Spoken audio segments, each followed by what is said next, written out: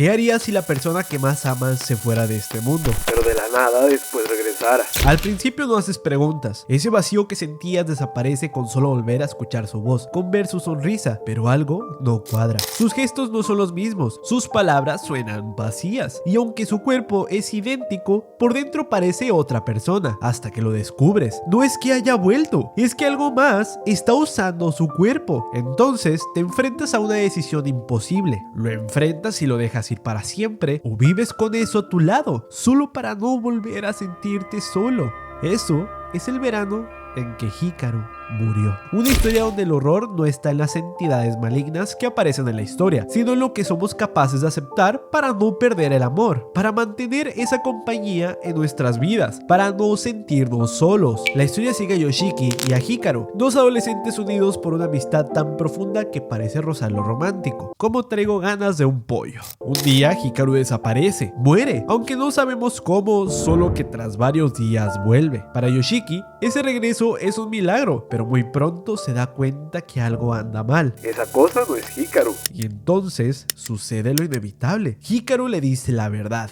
Hikaru murió. Él solo está usando su cuerpo. No sabe qué es. Solo que si Yoshiki revela la verdad, lo matará. Y aún así Yoshiki no se aleja, porque por más miedo que tenga, prefiere vivir con eso a su lado que volver a vivir con ese vacío. Prefiere la mentira al silencio. Prefiere al impostor antes que aceptar que Hikaru ya no está. Hay que aclarar algo importante. Esta no es solo una historia de terror o misterio. Es una obra que habla sobre el duelo, la identidad, la negación y esa línea invisible entre lo humano y lo inhumano. Nos obliga a preguntarnos cosas que duelen. ¿Qué define a una persona? ¿Sus recuerdos, sus emociones o su cuerpo? ¿Qué estamos dispuestos a aceptar con tal de no perder a quien amamos? Y sobre todo, ¿hasta dónde puede llegar un ser humano con tal de no quedarse solo? Hablemos hoy del verano en que Hikaru murió.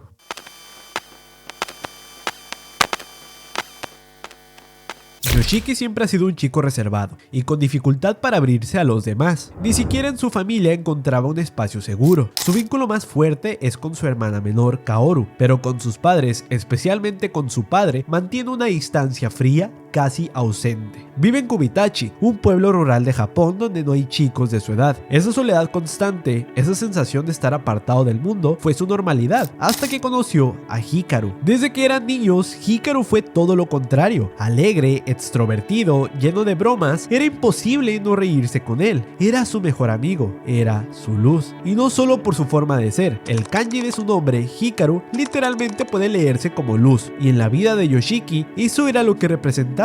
El rayo que atraviesa el cielo nublado de alguien que ya se había resignado a la soledad. Gracias a Hikaru, Yoshiki hizo más amigos, Asako, Maki y Yuki, y logró construir vínculos que antes parecían imposibles, pero nada se comparaba con lo que tenía con él. Hikaru no era solo su mejor amigo, era su refugio, su otra mitad. Se confiaban todo, se entendían con solo mirarse, no había dudas ni conflictos, solo la certeza de que siempre estarían el uno para el otro. Pero Hikaru también cargaba con algo que nunca quiso compartir, una maldición familiar. Cuando llegara a cierta edad, debía ir a la montaña para encontrarse con un Ukisama, el dios que protegía el bosque. Si encontraba a alguien a quien verdaderamente amara, debía casarse inmediatamente con esa persona, o ese dios se la arrebataría. Hikaru supo esto desde muy niño, y aún así nunca se lo dijo a Yoshiki, porque sabía que lo preocuparía, y aún así llegó el día. Hikaru desapareció en el bosque, como lo hizo su padre antes. En la búsqueda desesperada, Yoshiki corrió por el bosque durante horas, hasta que finalmente encontró el cuerpo sin vida de su mejor amigo. Pero Hikaru, justo antes de morir, había hecho algo más. Le pidió a esa entidad desconocida que habitaba la montaña, que tomara su cuerpo, no por miedo a morir, sino por amor. Por Yoshiki. Le pidió que se quedara con él, que siguiera a su lado, que no lo dejara solo, y entonces volvió. Yoshiki lo recibió con alegría y confusión, y por unos días sintió que todo había sido un mal sueño, pero no tardó en notarlo. Los gestos, las palabras, el modo de mirar no eran los mismos. Ese no era Hikaru, y entonces se arma de valor y lo confronta. Le dijo que lo sabía, y eso no lo negó, le reveló la verdad y le hizo una advertencia. Si contaba lo que sabía, tendría que matarlo. Yoshiki se paralizó, no por miedo a morir, sino por miedo a perderlo otra vez. Prefirió ignorarlo, pretendió que seguía ahí, que aún estaban juntos, aunque su corazón sabía que no era real, aunque cada día le doliera un poco más. Yoshiki simplemente abraza a eso que se llama Hikaru y le dice: Un gusto conocerte, Hikaru. Porque para Yoshiki, Hikaru no era solo una persona, era parte de sí mismo, y perderlo significaba perderse también. Intentó aceptar la verdad, se enfrentó a ella, pero se rompió. No pudo, porque mirar al impostor era lo más cercano a seguir viendo a Hikaru, y aunque supiera que era una mentira que lo hacía sentir menos solo.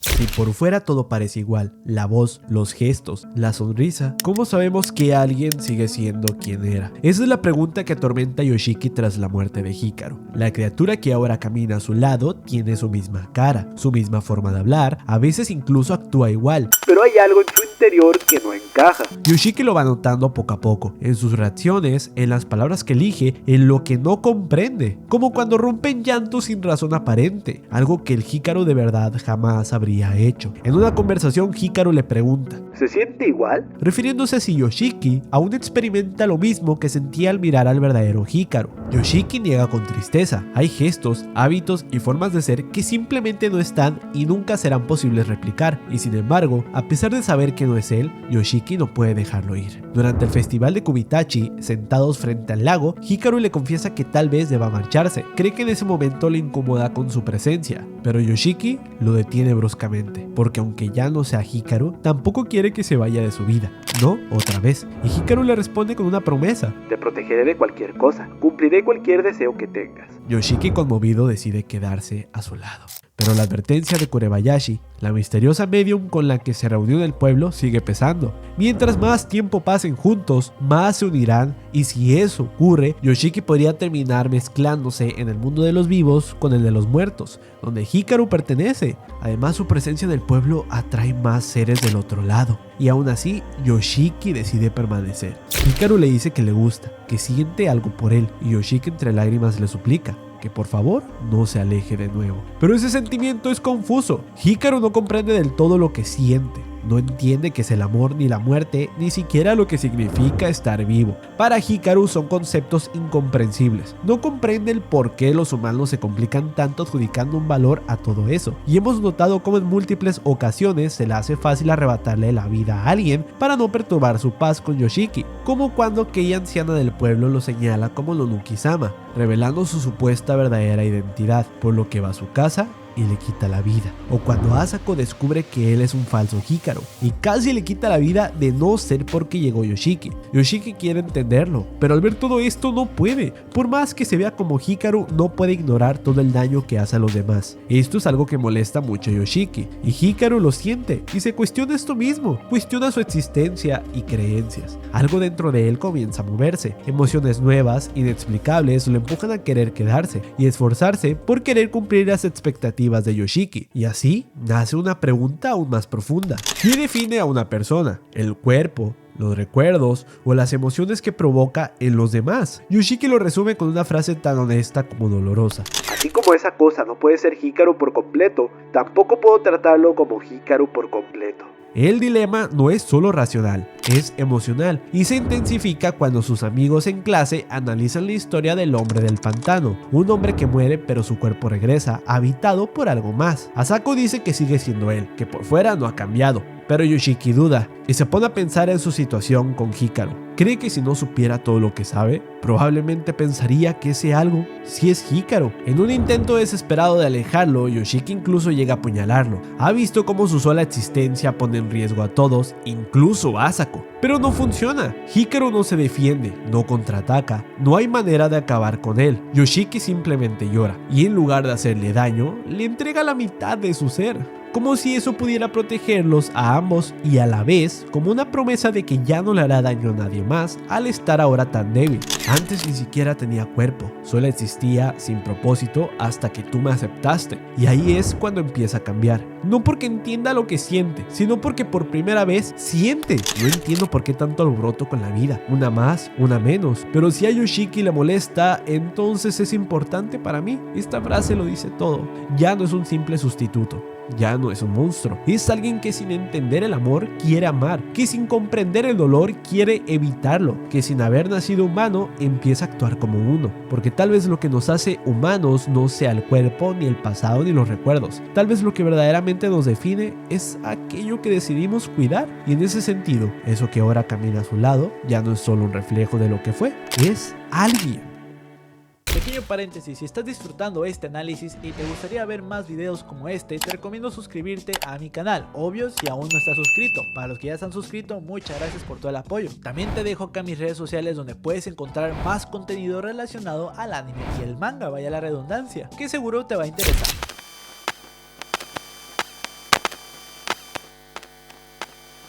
Antes de conocer a Yoshiki, esa cosa no era nadie, no tenía forma y ni siquiera tenía un nombre, no tenía deseo, solo flotaba en algún rincón del bosque, entre la vida y la muerte, sin propósito, sin historia y sin rumbo. Y entonces Hikaru murió y en su último suspiro deseó que Unuki-sama, quien estaba frente a él, se quedara con Yoshiki. Ese deseo se convirtió en una promesa y eso que no era nadie tomó su cuerpo. Al principio no lo entendía, no sabía por qué debía quedarse, no comprendía qué significaba la vida humana, pero Yoshiki lo miraba, le hablaba y lo aceptaba, aún con miedo, aún con dolor, y poco a poco ese algo empezó a transformarse, no por tener un cuerpo, sino por tener un lugar al que pertenecer. A lo largo de la historia, el sentido de pertenecer juega un rol muy importante y más para Hikaru, y es interesante que aunque Hikaru no comprenda muchas cosas que para los humanos son cotidianas e importantes como la vida o la muerte, para Yoshiki sea incomprensible ese sentido de pertenencia, y la razón es quizás porque él desde niño nunca se ha esforzado por encajar y nunca tuvo lugar al que pertenecer, y cuando lo tuvo se fue de su lado, sintió que no le quedaba ya nada en ese pueblo. Y esto no lo digo solo yo. Cuando habla con su padre por primera vez después de mucho tiempo, le pregunta que sí, qué sintió cuando el padre de Hikaru falleció. Estos dos eran muy buenos amigos, casi como Yoshiki y Hikaru, y su padre le responde que sintió que ya no le quedaba nada en el pueblo, sentimiento con el que se identificó Yoshiki. Este le pregunta a su padre qué tan importante es eso de encajar o pertenecer, a lo que su padre le responde que la gente sueña con lo que les hace falta, los que no se saciaron con lo que tenían buscan más. Las personas que buscan amor desesperadamente es porque nunca lo han sentido. Y Yoshiki por primera vez se pone en el lugar de Hikaru, se pregunta si así es como él se siente. Todo esto sucede mientras Hikaru habla con la medium del pueblo, la señora Kurebayashi, sobre cuál podría ser la solución a todos los problemas que suceden en Kubitachi en relación a las apariciones y posiciones causadas por los espíritus que descendieron de la montaña, y a la vez dejar de poner en riesgo a Yoshiki al evitar seguir mezclándose con él cuando este pierde el control. Y antes de continuar con el análisis de estos bellos personajes y su increíble evolución, necesito darles un breve contexto de todo lo que sucede en este mundo para que puedan comprender mejor qué tan importantes son las decisiones radicales de Hikaru al querer volver a la montaña y todas las implicaciones que conllevan estas decisiones para él. Sabemos que el cuerpo de Hikaru fue tomado por petición del mismo por el famoso espíritu de la montaña Unuki-sama, pero ¿de dónde viene realmente esta entidad que ahora conocemos como Hikaru? Hace mucho tiempo en Kubitachi la minería de mercurio trajo prosperidad y también miseria, enfermedades, cosechas fallidas y muertes extrañas, pero la gente no se iba, se quedaban, algo los ataba. Con el paso de los años, ese mismo mercurio se comenzó a usar para producir una medicina abortiva conocida como Uronuki. Cuando alguien perdía un embarazo con esta medicina, se decía que el niño había sido devuelto a Unuki-sama de la montaña. Y así poco a poco Unuki-sama dejó de ser solo una creencia y se transformó en una deidad del monte de arena roja. La gente comenzó a adorarlo porque tras eso las calamidades empezaron a disminuir, pero lo que parecía una solución en realidad solo había silenciado un problema más grande. Según Tanaka, un investigador privado que es el encargado de resolver el caso del dios de la montaña y los misteriosos sucesos que ocurren en el pueblo y por ende está detrás de Hikaru, en 1749 algo emergió en la montaña. Ese algo, una presencia, una fuerza o quizás un dios enloquecido cambió todo. Ese año un brote de peste mató a muchos, entre ellos a una mujer llamada Indo Uchihi. Su esposo, líder de la familia Indo, llevó su cabeza a lo más profundo del monte y pidió un milagro. Y ese milagro ocurrió, pero tuvo un precio. Su esposa volvió a la vida, pero solo como una cabeza viviente, y en menos de un día, un tercio del pueblo murió, de formas tan brutales como simbólicas, todos con heridas en el cuello o en la cabeza. Solo la familia Indo sobrevivió. Desde ese momento, Unuki-sama fue conocido como Nonuki-sama, un dios que cumplía deseos a cambio de cabezas humanas. Y aunque los rituales de apaciguamiento siguieron cada 5 años con los indos subiendo a la montaña a pedir perdón, nada de eso realmente detenía al algo que habitaba allí. Lo único que hacía este ente, según se cree, era traer a las impurezas del mundo como un pararrayos espiritual, protegiendo así a los pueblos bajos, pero manteniéndose fuera del alcance humano. Esta historia se fue desdibujando con el tiempo. Mientras otras aldeas adoptaban nuevas religiones, Kubitachi mantuvo la adoración a Nonuki-sama en secreto.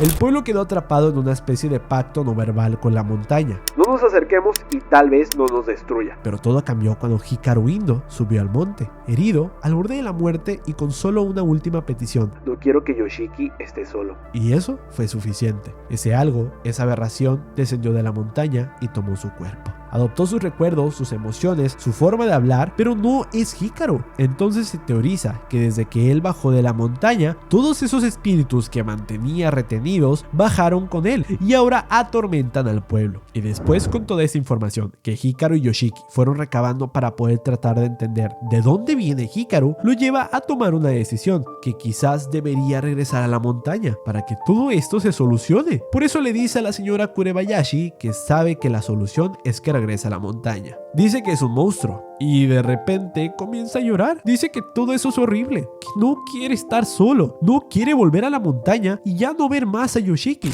Honestamente no entiendo bien todo esto de los sentimientos humanos. No sé qué valor darle a la vida, amor, amistad o cariño entre familia. ¿Por qué los humanos asignan cosas tan complicadas? De verdad no entiendo nada. Pero Yoshiki comprendió eso. Me dijo que no tenía que esforzarme tanto por entender, que no tenía que volverme humano y por eso no quiero herirlo. Ese impulso de absorber almas, esa necesidad de llenar su vacío con otros, empieza a ser reemplazado por otra cosa: el deseo de cuidar, de permanecer y de no herir. Y así comienza su redención, no por entender del todo el bien y el mal, no por sentirse culpable, sino por el simple hecho de sentir, por aprender que existe algo más que consumir, más que sobrevivir, conectar. Pero también es consciente de sus límites, sabe que ha dañado, sabe que puede perder el control, sabe que su presencia atrae peligro y muerte al pueblo. Y aún así, cuando decide marcharse, no es por él, es por Yoshiki, porque cree que su partida es el precio que debe pagar por haber sido aceptado. Cree que al final nunca podrá reemplazar a Hikaru. Anteriormente, hablando con Asako, reflexiona que si no estuviera él en la vida de Yoshiki, él pudiera haber superado tarde o temprano la muerte del verdadero Hikaru, que tarde o temprano hubiera dejado ir ese dolor junto a sus amigos. Cree que su existencia en su vida es un obstáculo y un recuerdo constante para Yoshiki de lo que se perdió.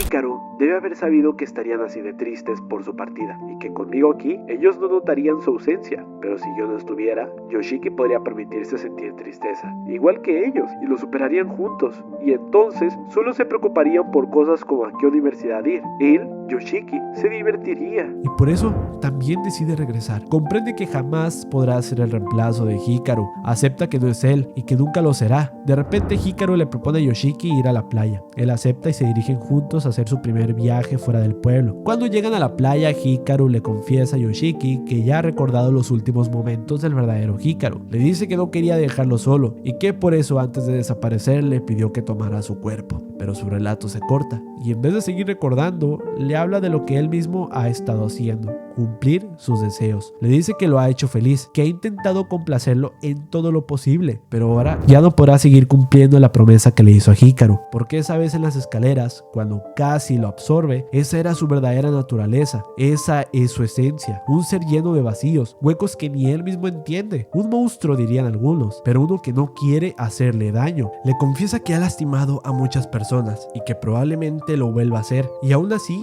no quiere herirlo a él. Le propone irse de nuevo a la montaña. Cree que así podría proteger a Yoshiki, aunque sabe que no podrá contener todas las impurezas que están invadiendo el pueblo. Al menos así, Yoshiki podría tener una vida tranquila. Pero claro, eso es lo último que Yoshiki quiere oír, porque lo que en realidad le duele no es la seguridad del pueblo, ni la investigación inconclusa, es la posibilidad de volver a perderlo, de quedarse solo otra vez. Yoshiki explota. Le recuerda que si acaso no dijo que quería quedarse, que no tiene por qué irse, pero Hikaru se detiene y le confiesa lo más importante, que por fin ha entendido que él y Hikaru no son la misma persona, que jamás podrá llenar el vacío que dejó su amigo, y entonces empieza a decirlo en voz alta, casi como lo necesitara para sí mismo. Hikaru amaba la sandía, él prefiere los helados de paleta. A él le aburrían las películas, a él le parecen mágicas. A Hikaru le disgustaba estudiar, él lo disfruta, aunque no sea bueno en eso. Esas diferencias tan pequeñas, tan cotidianas, son lo que lo definen. Quizás solo soy un reemplazo, pero incluso así,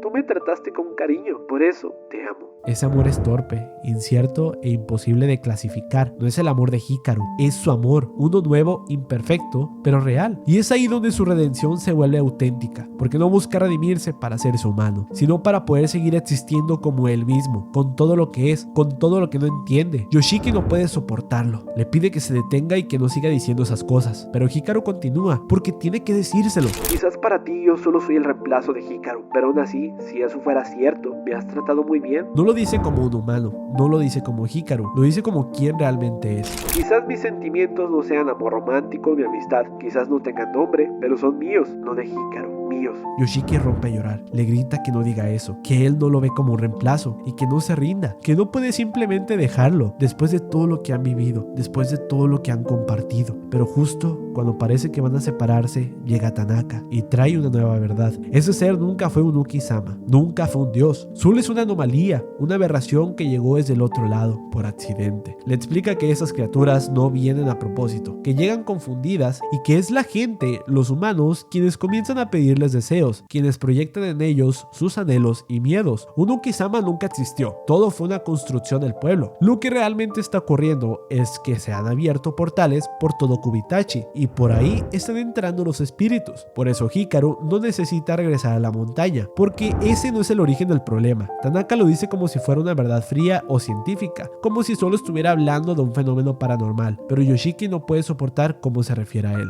y entonces lo deja claro. Yo no sigo con él porque no haya superado la muerte de Hikaru, sigo con él porque tiene nombre, tiene personalidad y tiene sentimientos propios, porque él es él. No un reemplazo, no una copia, no un vacío. Más tarde, de regreso en el tren, Yoshiki se abre de una forma que jamás había hecho. Le confiesa que tal vez el verdadero monstruo no sea él, que todo este tiempo Yoshiki ha actuado como si fuera alguien puro, alguien que protege, pero que en realidad solo ha pensado en sí mismo, que cuando Hikaru decidió irse para protegerlo, él solo pensó en lo que iba a perder, no en lo que Hikaru necesitaba. Recordó que le exigió actuar como humano, cuando ya le había dicho que no tenía por qué hacerlo, y entonces ocurre algo increíble. Hikaru no lo juzga, no se ofende y solo le responde con ternura. Si todo lo que hiciste por egoísmo, entonces también amo esa parte de ti, porque a pesar de eso me salvaste. Yoshiki finalmente le confiesa lo que realmente quiere. Él solo quiere huir, irse lejos de todo eso y quiere hacerlo con Hikaru. Y Hikaru también quiere huir con él. Y de repente llora. Hikaru llora como lo haría un humano, como lo haría un niño que por fin se siente amado por lo que es.